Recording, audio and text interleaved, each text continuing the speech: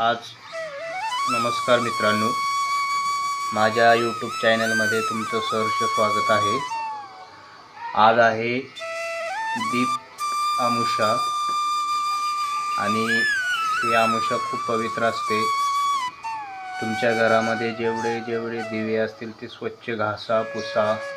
तुम्ही जे नेहमी जिथे वर्षभर पूजा करता दिव्यांची, ती स्वच्छ जागा करून त्याची पूजा करा। आजपासून श्रावणला सुरुवात होतो दीप अमावस्या।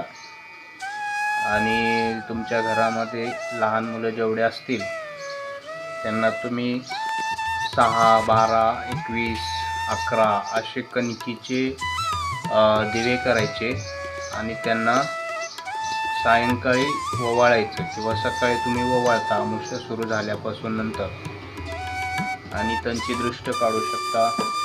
तुमच्या लहान मुलांच्या मागची जी काही वाईट वृत्ती आहे ती निघून जाते।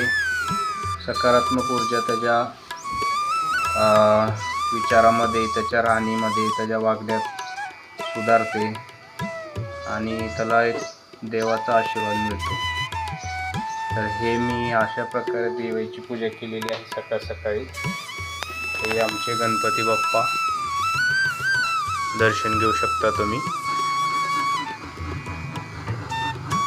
आपली साधी पूजा ही देव मानतो, असं काही नाही की पंडित बोलवा आणि पूजा घाला, असं काही नसतं। देवाला फक्त प्रेम पाहिजे असतं। देव हा प्रेमीचा भुकेला, देवाला काही नको असतं, कारण तोच आपल्याला सर्व देत असतो।